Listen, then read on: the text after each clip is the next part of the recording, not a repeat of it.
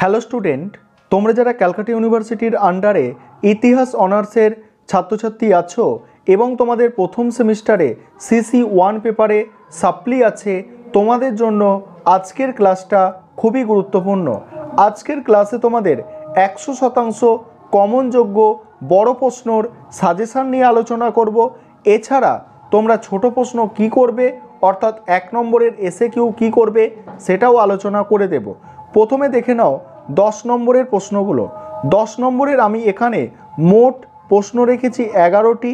এর মধ্যে প্রথম 7টা প্রশ্ন সবথেকে গুরুত্বপূর্ণ, তবে তোমরা পারলে 11টা প্রশ্নই দেখে যেও, কারণ অনার্সের ক্ষেত্রে একটু বেশি পড়াশোনা করতে হয়।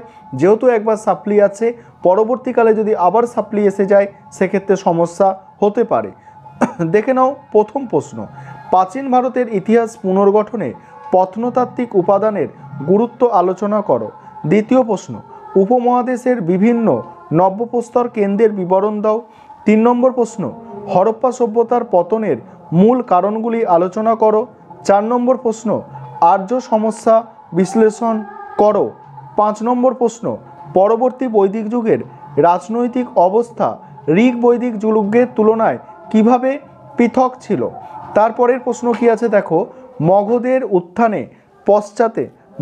উত্থানের পশ্চাতে ভৌগোলিক ও অর্থনৈতিক কারণগুলি আলোচনা করো। তারপরের প্রশ্ন আছে, প্রাচীন ভারতের ইতিহাসের উপাদান হিসাবে দেশীয় সাহিত্যের গুরুত্ব আলোচনা করো।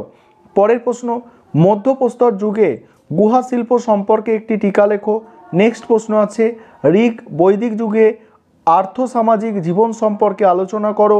পরের প্রশ্ন আছে, ভারতের প্রতিবাদী আন্দোলন গড়ে ওঠার পেছনে আর্থসামাজিক কারণগুলি কী ছিল। শেষ 10 নম্বরের প্রশ্ন আছে, প্রাগৈতিহাসিক ভারতে শিকারী ও খাদ্য সংগ্রহকারী আদিম মানবের খাদ্য উৎপাদক হয়ে ওঠার বিবর্তনের কথা উল্লেখ করো। এবারে 5 নম্বরের প্রশ্ন আলোচনা করব। তার আগে যে বিষয়টা তোমাদের বলার আছে, যে তোমরা যদি কেউ স্টাডি মেটেরিয়াল পারচেস করতে চাও, অর্থাৎ স্টাডি মেটেরিয়াল কিনতে চাও, সেক্ষেত্রে তোমরা এই নম্বরে যোগাযোগ করতে পারো 9123005218। এই নম্বরে তোমরা যোগাযোগ করে স্টাডি মেটেরিয়াল পারচেস করতে পারো, অর্থাৎ স্টাডি মেটেরিয়াল কিনতে পারো। পরের প্রশ্ন দেখে নাও। পরের প্রশ্ন 5 নম্বরের প্রশ্ন যেগুলো করতে হবে।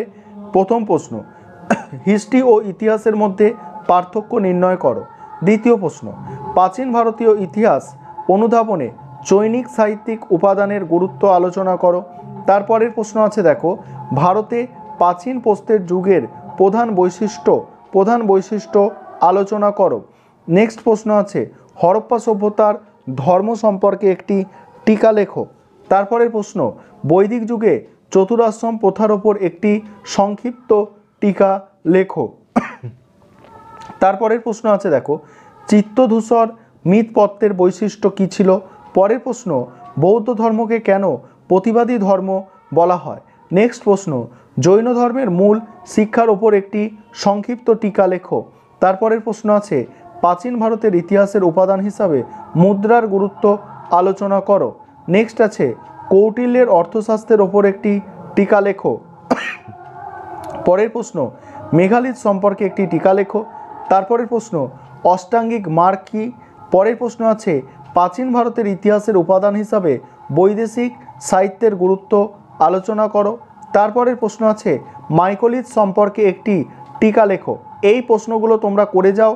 বড় প্রশ্ন অর্থাৎ 5 নম্বর এবং 10 নম্বরের জন্য তোমাদের সাপ্লি ক্লিয়ার হয়ে যাবে এবং তোমরা ভালো নম্বর পেয়ে পাস করে যাবে।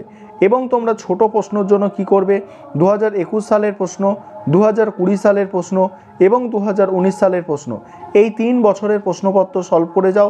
ছোট প্রশ্ন অর্থাৎ SAQ অনেকগুলোই তোমরা কমন পাবে সেক্ষেত্রে।